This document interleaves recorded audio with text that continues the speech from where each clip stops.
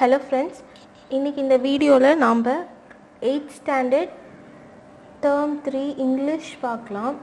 இங்கிலீஷில் சப்ளிமெண்ட்ரி மட்டும் ஒரு யூனிட்டில் போடாமல் இருந்தேன்.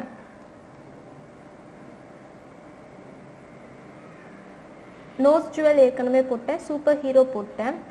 விமன் ஆன் பிளாட்ஃபார்ம் 8 இந்த வீடியோவில் பார்க்கலாம். Supplementary the women on platform 8 நிறைய பேர் இதை கேட்டிங்க, ஸோ இந்த வீடியோவில் பார்க்கலாம்.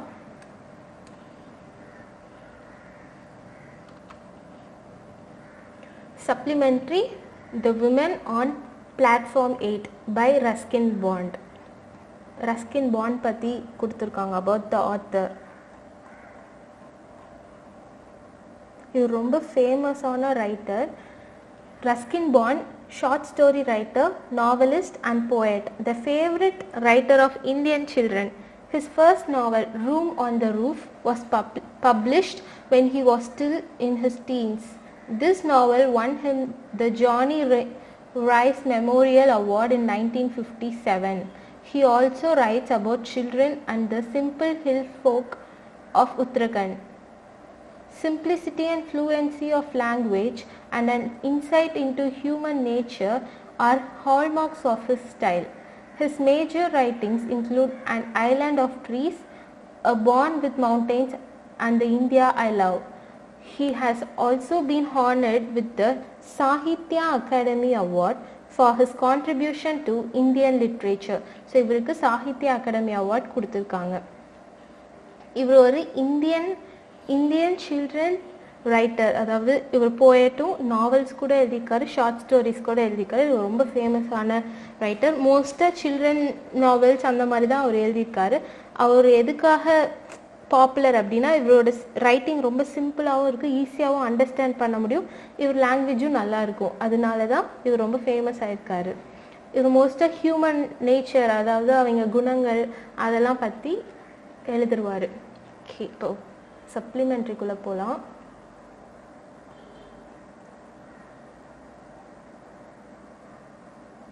Section 1. It was my second year at boarding school and I was sitting on platform number 8 at Ambala station waiting for the northern bound train. I think I was about 12 at that time. My parents considered me old enough to travel alone and I had arrived by bus at Ambala early in the evening. Now there was a wait till midnight before my train arrived. Most of the time I had been pacing up and down the platform, browsing at the bookstall or feeding broken biscuits to stray dogs. Trains came and went and the platform would be quiet for a while, and then when a train arrived it would be an inferno of heaving, shouting, agitated human bodies. As the carriage doors opened, a tide of people would sweep down upon the nervous little ticket collector at the gate, and every time this happened, I would be caught in the rush and swept outside the station. Now, tired of this game and of ambling about the platform, I sat down on my suitcase and gazed dismally across the railway tracks.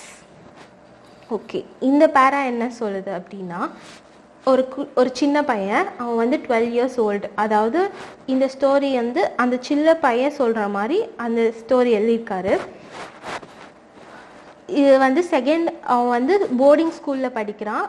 And I was sitting on ஒரு Ambala railway station அப்படிங்கிறதுல அவன் மட்டும் தனியாக போய் ட்ரெயினில் ஏறி அவன் ஸ்கூலுக்கு போகிறான்.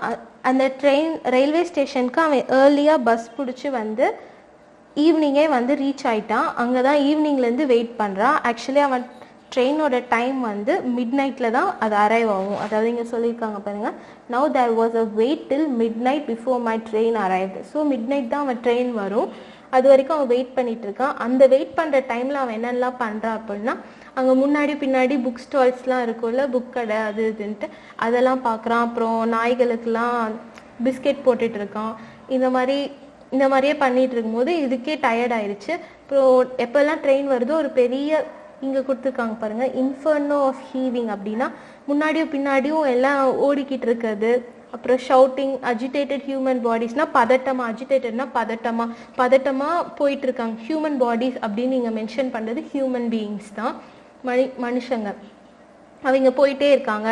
எப்பெல்லாம் ட்ரெயின் வருதோ ஒரு கூட்டம் பெருசாக இந்த மாதிரி ஒரு சத்தமாக இந்த மாதிரி தான் இருக்கும். ட்ரெயின் போனதுக்கப்புறம் அமைதியாயிரும் பழையபடி, அந்த மாதிரி இருக்குது. இதுதான் வந்து அங்கே ரயில்வே ஸ்டேஷனில் நடக்கிற விஷயங்கள். Next, now tired of this game and ambling about the platform. ambling அப்படின்னா முன்னாடியும் பின்னாடியும் போயிட்டு வர்றது, அதுதான் ambling. இப்போ இதெல்லாம் பார்த்து ரொம்ப எவ்வளோ நேரம் தான் இதையே பார்க்குறது அப்படின்னு டயர்டாகி அவன் சூட்கேஸ் மேலே உட்காந்துக்கிட்டான். டிஸ்மேலி அப்படின்னா ஒரு ஆர்வமே இல்லாமல் ரொம்ப சோகமாக உட்காந்துட்டு இருக்கான். சோகமாக அந்த ரயில்வே ட்ராக்கை பார்த்துட்டு இருக்கான். கேஸ்ட்னா பார்த்துட்டு இருக்குது. நெக்ஸ்ட் பேரா, trolleys rolled past me and I was conscious of the cries of the various vendors, the men who sold curds and lemon, the sweet meat seller, the newspaper boy, but I had lost interest in all that went on along the busy platform and continued to stare across the railway tracks, feeling bored and a little lonely. So அவன் trolleys pass by Meena லக்கேஜ்லாம் இழுத்துட்டு போயிட்டு இருப்பாங்கல்ல, அதெல்லாம் அவன் முன்னாடி போயிட்டு இருந்துச்சு. நிறைய பேர் வித்துட்டு இருந்தாங்க. என்னெல்லாம் விற்றாங்கன்னா curd, lemon, sweet, meats and newspaper, இது எல்லாமே வித்துட்டு இருந்தாங்க. இது ரொம்ப பிஸி பிளாட்ஃபார்மாக இருந்துச்சு. அதை வந்து அவன் உட்காந்து தனியாக பார்த்துட்டு இருக்கான் போர்டாக. ஸோ நெக்ஸ்ட் பாருங்க, are you all alone my son? After a soft voice close behind me. I looked up and saw a woman standing near me. She was leaning over and I saw a pale face and a dark kind eyes. She wore no jewels and was dressed very simply in a white saree. Yes, I am going to school, I said and stood up respectfully. She seemed poor, but there was a dignity about her that commanded respect. I have been watching you for some time, she said. Didn't your parents come to see you off? I don't live here, I said. I had to change trains anyway. I can travel alone. So இதில் என்னென்னா, இப்போ உட்காந்துட்டு இருக்கும்போது ஒரு voice பின்னாடி இருந்து வந்து சொல்லுது, நீ தனியாவா இங்கே இருக்க அப்படின்னு கேட்குது. ஆமாம், நான் தனியாக தான் இருக்கேன். நான் ஸ்கூலுக்கு போக போகிறேன், அதுக்கு தான் இங்கே வெயிட் பண்ணிகிட்டு இருக்கேன் அப்படின்னோடனே, உன் பேரண்ட்ஸ்லாம் வரலையா அப்படின்னு கேட்கும் போது, இல்லை வரல, நான் வந்து இந்த சிட்டிலேயே இல்லை, நான் வேறு இடத்துல இருக்கேன், எப்படி இருந்தாலும் நான் ட்ரெயின் நிறையா மாற்றி தான் போவேன், என்னால் தனியாகவே இங்கே போக முடியும் அப்படின்ட்டு சொல்கிறாங்க. அதுக்கு முன்னாடி இதை பாருங்கள், அந்த உமனை டிஸ்கிரைப் பண்ணுறது. The woman standing near me, she was leaning over. I saw pale face and dark kind eyes. அந்த உமனை டிஸ்கிரைப் பண்ணுறது எப்படின்னா, பேல்னா ரொம்ப வெளுத்த தோல் அப்படின்னு சொல்லுவாங்கள்ல, அந்த மாதிரி ஒரு ஃபேஸ். அப்புறம் டார்க் கைண்ட் ஐஸ், அவங்க கண்ணிலேயே ஒரு கைண்ட்னஸ் தெரிஞ்சுது. அவங்க ரொம்ப சிம்பிளாக ட்ரெஸ் பண்ணியிருந்தாங்க. ஒரு ஒயிட் சாரீ தான் போட்டிருந்தாங்க, ஜுவல்ஸ் கூட இல்லை, அவ்வளோவா ஆடம்பரமாகவும் இல்லை. பட் அவங்க வந்து பார்க்க புவராக தான் இருந்தாங்க. ஆனால் அவங்கள பார்க்கும் போதே ஒரு ரெஸ்பெக்ட் கொடுக்கணும் போல் இருந்துச்சு. அதனால தான் எந்திரிச்சு ரிப்ளை பண்ணேன் அப்படின்ட்டு அவன் சொல்கிறான். I'm sure you can, she said, and I liked her for saying that, and I also liked her for simplicity of her dress and for her deep, soft voice and the serenity on her face. இதில் என்ன சொல்கிறாங்க, serenity, simplicity. I am okay, உன்னால் கண்டிப்பாக போக முடியும் அப்படின்ட்டு அவளும் சொல்கிறான். அதுக்கு அவனுக்கு ரொம்ப பிடிச்சிச்சு. ஓகே, இவங்க நம்மளை என்கரேஜ் பண்ணுறாங்க இன்னொன்னே, அவங்களோட லுக் எல்லாமே இவனுக்கு ரொம்ப பிடிச்சிருந்துச்சு. Tell me, what is your name? She asked. Arun, I said. And how long do you have to wait for your train? About an hour, I think. It comes at 12 o'clock. Then come with me and have something to eat. I was going to refuse out of shyness and suspicion. But she took me by the hand, and then I felt it would be silly to pull my hand away. She told a coolie to look after my suitcase, and then she led me away down the platform. Her hand was gentle, and she held mine neither too firmly nor too lightly. I looked up at her again. She was not young, and she was not old. She must have been over 30, but had she been 50, I think she would have looked much the same. So இதில் என்ன சொல்கிறாங்க அப்படின்னா, இப்போ அந்த lady வந்து கேட்குறாங்க, உன் பேர் என்ன அப்படின்னோடனே, என் பேர் அருண், என் ட்ரெயின் வந்து லேட்டாக தான் வரும், 1 மணி நேரம் லேட்டாக தான் வரும், 12 o'clock மாதிரி அப்படின்னோடனே இந்த லேடி இருந்துக்கிட்டு, அப்படியா சரி என் கூட சாப்பிடவா அப்படின்ட்டு அவன் ரெஃப்யூஸ் பண்ணுறதுக்குள்ளே ஒரு ஷைனஸில் ரெஃப்யூஸ் பண்ணுறதுக்குள்ளே கூச்சமாக இருக்கும்ல, அதான் ஷைனஸ். ரெஃப்யூஸ் பண்ணுறதுக்குள்ளே அந்த லேடியை அவன் கையை பிடிச்சி கூட்டிகிட்டு போயிட்டாங்க. அதுக்கப்புறம் அவன் லக்கேஜை கூட கூலிக்கிட்ட சொல்லி பார்த்துக்குப்பா அப்படின்னு சொல்லிட்டு போயிட்டாங்க.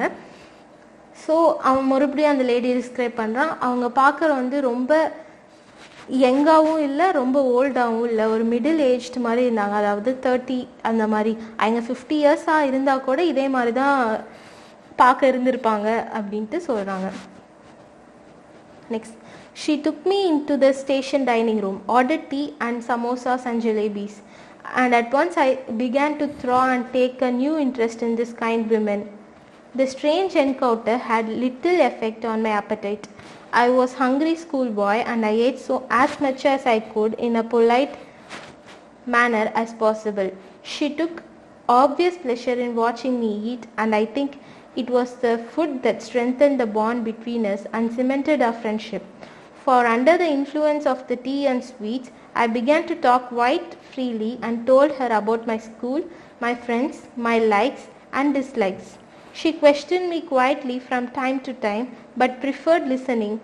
She drew me out very well, and I had soon forgotten that we were strangers. But she did not ask me about my family or where I lived, and I did not ask her where she lived. I accepted her for what she had been to me, a quiet, kind and gentle woman who gave speech to a lonely boy on a railway platform. So இந்த பேரா என்ன சொல்லுது அப்படின்னா, அவங்க வந்து அந்த ஸ்டேஷனில் இருக்க மெஸ், அதாவது டைனிங் ரூம் கூப்பிட்டு போய் டீ, சமோசா, ஜிலேபி இதெல்லாம் வாங்கி தந்து, நான் வேற அப்போ உண்மையாகவே அப்போ நான் ரொம்ப பசியில் இருந்தேன், அதனால நான் எல்லாத்தையுமே சாப்பிட்டேன், ஆனால் ரொம்ப டீசெண்டாக எல்லாத்தையுமே சாப்பிட்டேன் அப்படின்ட்டு சொல்கிறாங்க. அந்த லேடி வந்து அவ்வளோவா கொஷின் கேட்கல, பட் இந்த ஃபுட்டு தான் இவங்க 2 பேர்த்தையுமே ரொம்ப கனெக்ட் பண்ணிச்சு அப்படின்ட்டு இவன் நினைக்கிறான். சாப்பாடு கொடுத்தோன்னே ஓகே கொஞ்சம் கம்ஃபர்டபுளாக ஆகிட்டான். இவனும் இவனோட ஸ்கூல்ஸ், இவன் ஃப்ரெண்ட்ஸ் அதெல்லாம் பற்றி இவன் பேச ஆரம்பித்தோடனே அந்த லேடி வந்து அப்பப்போ நடுவில் கொஷின் பண்ணும், பட் அவ்வளோவா கொஷின் பண்ணல, இவன் பேசுகிறத கேட்டு ரசிச்சுட்டு தான் இருந்தாங்க அப்படின்ட்டு சொல்கிறாங்க. நெக்ஸ்ட்டு இந்த லேடியை பற்றி சொல்கிறான். அந்த லேடியை பற்றி நான் வந்து எதுவுமே கேட்கல, அவங்களும் என் ஃபேமிலி, என் பேக்ரவுண்ட் எதுவுமே கேட்கல. பட் ஸோ இதில் என்ன சொல்கிறாங்க அப்படின்னா, அந்த லேடி என்னை பற்றி கேட்கல எதுவுமே, என் ஃபேமிலி பேக்ரவுண்ட், நானும் அவங்கள பற்றி கேட்கல. அவங்க எனக்கு எப்படி குவைட் ஒரு கைண்டான ஒரு விமனாக இருந்தாங்களோ அதே மாதிரி எனக்கு இருந்தால் போதும் அப்படின்ட்டு அவங்க விட்டுட்டு அதையும் கேட்கல. Next para, after about half an hour, we left the dining room and began walking back along the platform. An engine was shunting up and down beside platform number 8, and as it approached, a boy leapt off the platform and ran across the rails, taking a shortcut to the next platform. He was at a safe distance from the engine, and there was no danger unless he had fallen. But as he leapt across the rails, the woman clutched my arm. Her fingers dug into my flesh, and I winced the pain. I caught her fingers and looked up at her, and I saw a spasm of pain and fear and sadness pass across her face. She watched the boy as he climbed the other platform, and it was not until he had disappeared in the crowd that she relaxed her hold on my arm. She smiled at me reassuringly and took my hand again, and her fingers trembled against mine. He was all right, I said, feeling that it was she who needed reassurance. She smiled gratefully at me and pressed my hand. We walked together in silence until we reached the place where I had left my suitcase. One of my school fellows, Satish, a boy of about my age, had turned up with his mother. So இந்த பேரால் என்ன சொல்கிறாங்க அப்படின்னா, ½ an hour வரைக்கும் dining ஹாலில் வந்து சாப்பிட்டுட்டு இருந்தோம். அதுக்கப்புறம் என் பிளாட்ஃபார்ம் நோக்கி நடக்க ஆரம்பிச்சிட்டோம். அப்போ வந்து ஒரு இன்ஜின் சத்தம் கேட்டுச்சு. பிளாட்ஃபார்ம் 8 வரும்போது ஒரு பையன் வந்து அந்த இன்னொரு பிளாட்ஃபார்முக்கு அப்படியே ரயில்வே ட்ராக் வழியாகவே கிராஸ் பண்ண குதிச்சு போயிட்டு இருந்தான். ஆனால் அவன் வந்து இன்ஜினுக்கும் அவனுக்கும் கொஞ்சம் டிஸ்டன்ஸ் கரெக்டாக இருந்துச்சு. அவனுக்கு டேஞ்சர் எப்போன்னா அவன் வந்து விழுந்துட்டான் அப்படின்னா கண்டிப்பாக ஏதாச்சும் டேஞ்சராக இருக்கும். அந்த விமன் அதை பார்த்துட்டு ஒரு ஃபியர் ஒரு பதட்டத்தில் இவன் அருண் இந்த பையனோட கையை நல்லா டைட்டாக பிடிச்சிட்டு பார்க்கும்போது இவன் எட்டி பார்க்கும்போது ஒன்றும் இல்லை, அவன் வந்து நல்லா தான் இருக்கான். நீங்கள் ரீஅஷூரன்ஸ் அப்படின்னா ஒரு தெளிவுபடுத்துறது, கரெக்டாக சொல்கிறது, அதுதான் அஷூரன்ஸ் அது அப்படி தான். ஸோ அந்த லேடி வந்து ஸ்மைல் பண்ணிட்டு ஓகே அப்படின்ட்டு அவங்களோட லக்கேஜ் கிட்ட போயிட்டுருக்காங்க. நடந்து போகும்போது அப்போ அவன் ஃப்ரெண்டு பார்த்துருக்கான், சதீஷ் அப்படிங்கிறது தான் அவனோட ஃப்ரெண்ட், அவனோட ஸ்கூல்மேட். அவன் எங்கள் அம்மாவோட வந்திருந்தான். Next section 2. Hello Arun, he called. The train's coming in late as usual. Did you know we have a new headmaster this year? We shook hands and then he turned to his mother and said, "This is Arun, mother. He is one of my friends and the best bowler in the class." "I am glad to know that," said his mother, a large imposing woman who wore spectacles. She looked at the woman who led my hand and said, "And I suppose you are Arun's mother?" I opened my mouth to make some explanation, but before I could say anything, the woman replied, "Yes, I am Arun's mother." I was unable to speak a word. I looked quickly up at the woman, but she did not appear to be at all embarrassed and was smiling at Satish's mother. Satish's mother said, "It's such a nuisance having to wait for the train right in the middle of the night, but one can't let the child wait here alone. Anything can happen to a boy at a big station like this. There are so many suspicious characters hanging about. These days one has to be very careful of strangers." இதில் என்ன சொல்கிறாங்கன்னா, இப்போ வந்து அவன் எங்கள் அம்மாவோட வந்திருக்கான். So இந்த லேடியும் இருக்காங்க. இவன் அந்த பையன் சதீஷ் வந்து அருணை இன்ட்ரடியூஸ் பண்ணுறான். இவன் தான் வந்து என் கிளாஸ்மேட், இவன் ஒரு நல்ல பவுலர், இவனும் என் ஃப்ரெண்ட் தான் அப்படின்ட்டு இன்ட்ரடியூஸ் பண்ணுறான். எங்கள் அம்மா ஓகே உன்னை பார்த்ததுல ரொம்ப சந்தோஷம். அப்புறம் எங்கள் அம்மா வந்து ஒரு இம்போசிங் விமன் அப்படின்னா ஸ்ட்ரிக்டாக ஒரு அந்த மாதிரி இருப்பாங்கள்ல, அந்த மாதிரி ஒரு விமன். அவங்க ஸ்பெக்டிகல்ஸ் வேர் பண்ணியிருந்தாங்க. இதெல்லாம் தான் அவங்களோட கேரக்டரிஸ்டிக்ஸ். நெக்ஸ்ட்டு இவன் பக்கத்தில் இருந்த ஒரு ஸ்ட்ரேஞ்சர், அந்த விமன் இருக்காங்களா, அவங்கள பார்த்து நீங்கள் தானே அருணோட மதர்னு நினைக்கிறேன் அப்படின்னோடனே, ஆமாம் அவன் அருண் வந்து எக்ஸ்பிளைன் பண்ணுறதுக்குள்ளே அவங்க வந்து ஆமாம் நான் அருணோட மதர் அப்படின்னு சொல்லிட்டாங்க. ஸோ நெக்ஸ்ட் சதீஷ் மதர் சொல்கிறாங்க, it's such a nuisance having to wait for the train அப்படின்னா, நியூசன்ஸ் அப்படின்னா டிஸ்டர்பன்ஸ் அப்படின்னு சொல்லலாம்.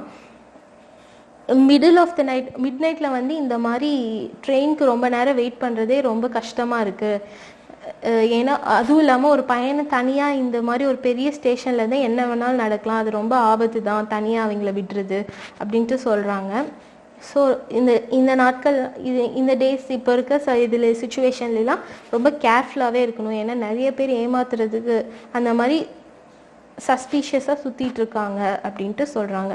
So Arun can travel alone though, said the woman beside me, and somehow I felt grateful to her for saying that. I had already forgiven her for lying, and besides, I had taken an instinctive dislike to Satish's mother. Well, be very careful, Arun, said Satish's mother, looking sternly at me through her spectacles. Be very careful when your mother is not with you, and never talk to strangers. I looked from Satish's mother to the women who had given me tea and sweets, and then back to Satish's mother. I like strangers, I said. Satish's mother definitely staggered a little, as obviously she was not used to being contradicted by small boys. There you are. You see, if you don't watch over them all the time, they'll walk straight into trouble. Always listen to what your mother tells you, she said, wagging a fat little finger at me. And never talk to strangers. இப்போ எங்கள் அம்மா சொல்கிறாங்க, அதாவது சதீஷோட mother சொல்கிறாங்க, எப்பயுமே strangers கிட்ட பேசாத அப்படின்ட்டு அருண் கிட்ட சொல்கிறாங்க.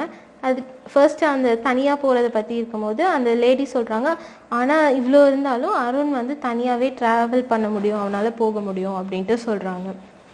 நெக்ஸ்ட்டு ஸ்ட்ரேஞ்சர்ஸ் கிட்டலாம் பேசாத அப்படின்ட்டு அருண் கிட்ட சதீஷ் மதர் அட்வைஸ் பண்ணும்போது அருண் இருந்துக்கிட்டு இவங்க தானே எனக்கு ஸ்வீட்டும் சமோசா எல்லாம் வாங்கி தந்தாங்க அப்படின்ட்டு அவன் மனசுக்குள்ளேயே நினச்சிட்டு திருப்பி சதீஷ் அம்மாவை பார்த்து இல்லை எனக்கு வந்து ஸ்ட்ரேஞ்சர்ஸ்னால் ரொம்ப பிடிக்கும் அப்படின்ட்டு அவன் சொல்லிட்டான். அதை பார்த்து சதீஷ் மதர் ஓகே இவ்வளோ சின்ன பையன் நம்மளை வந்து எதிர்த்து பேசுகிறான், இந்த மாதிரிலாம் யாருமே பேசினது இல்லையே அப்படின்ட்டு, இல்லை இப்படிலாம் நீ பேசாத, இப்படியே பண்ணினா கண்டிப்பாக ஏதாச்சும் பிரச்சனையில் போய் மாட்டிக்குவ. ஸோ உங்கள் அம்மா என்ன சொல்கிறாங்களோ அந்த மாதிரி தான் நீ பண்ணும், எப்பயுமே ஸ்ட்ரேஞ்சர்ஸ் கிட்ட பேசாத அப்படின்ட்டு அவங்க வந்து வேகிங்னா மூவிங், அவங்க அதாவது கையை நீட்டி சொல்லுவாங்கள்ல, விரலை நீட்டி அந்த மாதிரி சொல்கிறாங்க.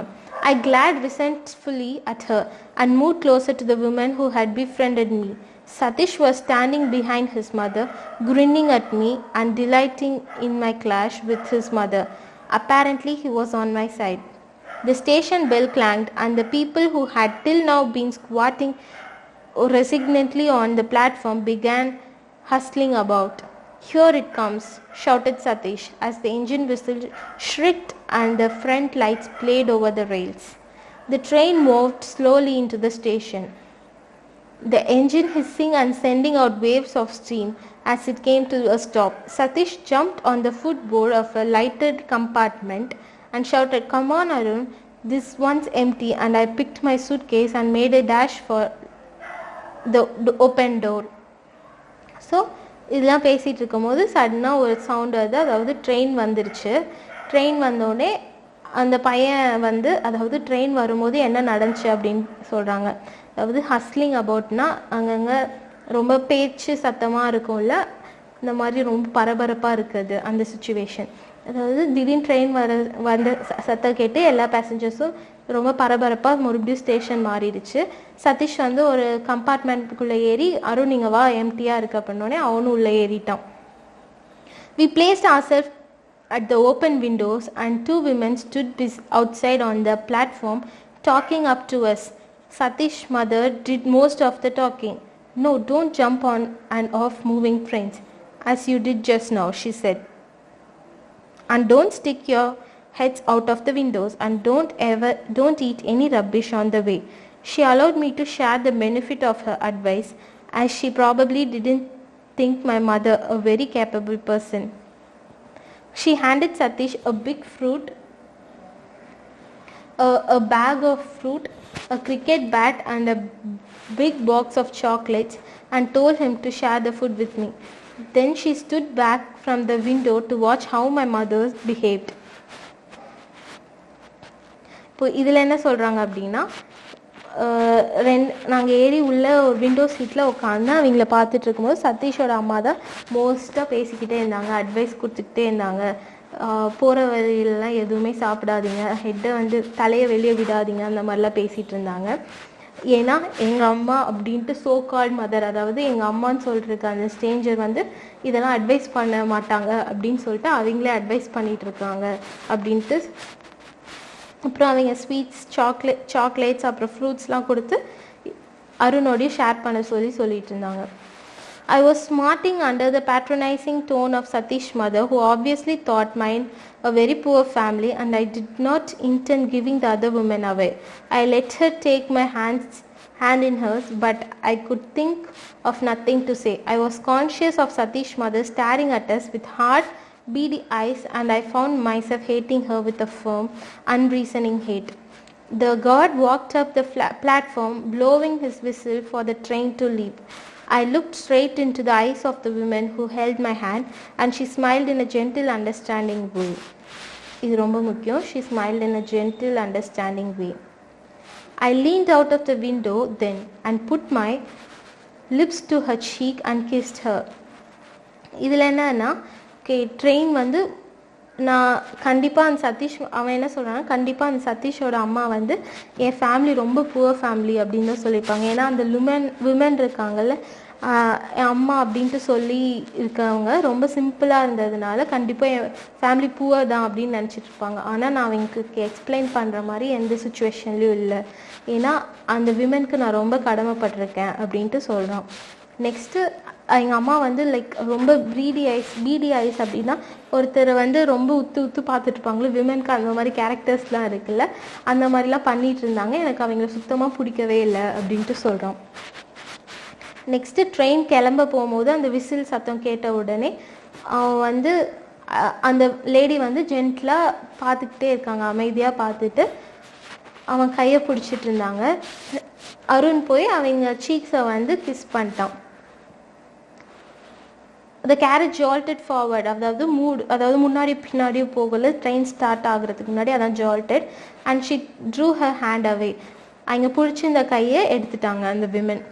Goodbye mother, said Satish as the train began to move slowly out of the station.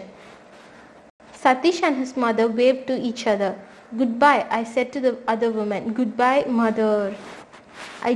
I didn't wave or shout, but sat still in front of the window, gazing at the women on the platform. Satish's mother was talking to her, but she didn't appear to be listening. She was looking at me as the train took me away. She stood there on the busy platform, a pale, sweet woman in white, and I watched her until she was lost in the crowd. So அவங்க ஏறி உட்காந்தோடனே சதீஷ் வந்து எங்கள் அம்மாவுக்கு good பாய்மா அப்படின்னு சொல்கிறான்.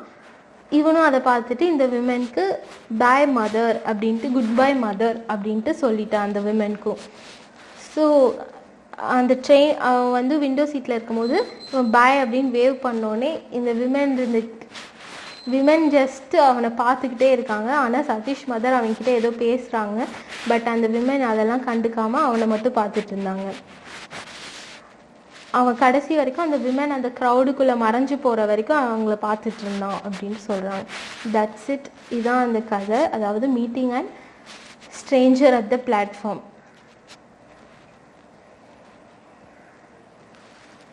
Okay, glossary. இது ரொம்ப பெரிய சப்ளிமெண்ட்ரி தான். glossary: inferno, region that resembles hell.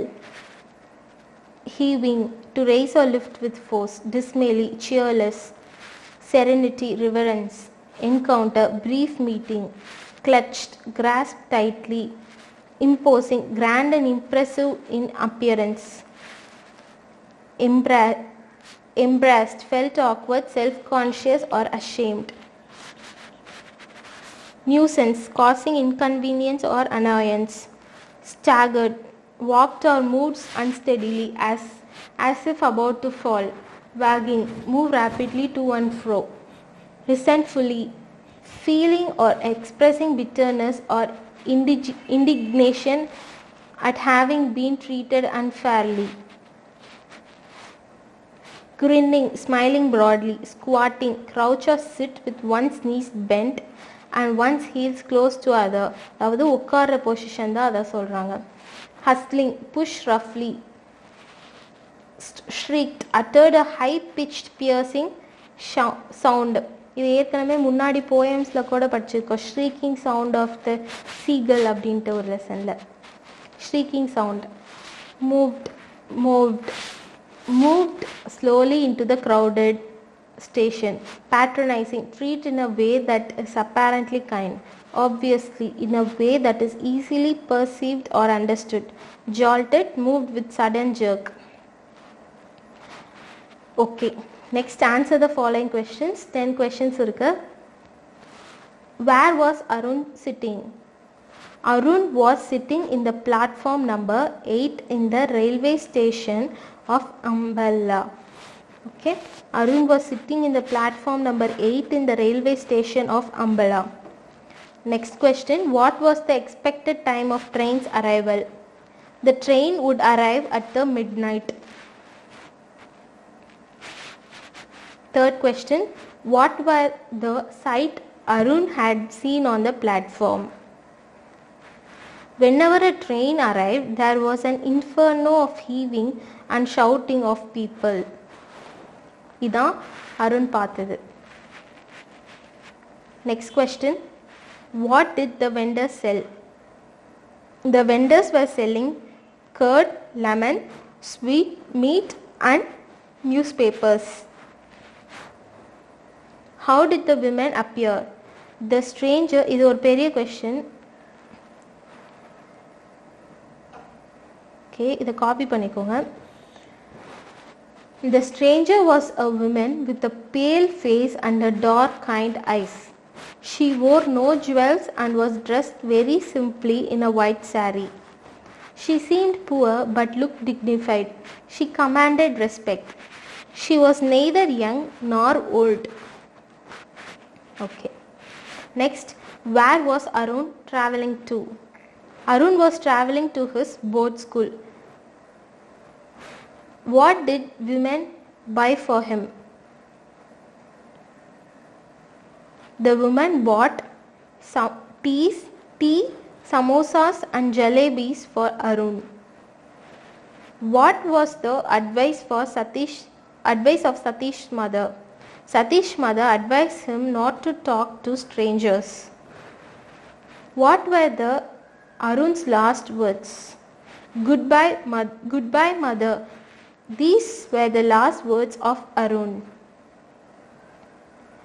What was the reaction of the woman at the end? The strange woman held the hand of Arun and she smiled in a gentle, understanding way.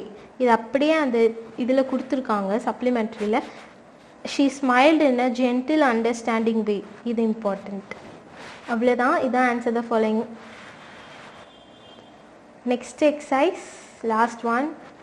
Sentence rearrangement common example. Okay, so இதோட perfect sentence என்னென்னா DAEFCB. இதை ஒரு time ஆர்டராக படிச்சிடறேன்.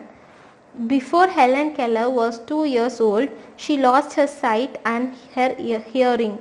Next, Miss Sullivan arrived at the Keller home when Helen was 7. Next, Miss Sullivan worked closely with Helen, her new student. At times the teacher became frustrated, but eventually Miss Sullivan's efforts was rewarded. The deaf and blind Helen learned to communicate verbally. இவ்வளோதான் friends, எல்லாம் எக்ஸசைஸும் முடிஞ்சது. Thank you. Hope it was useful.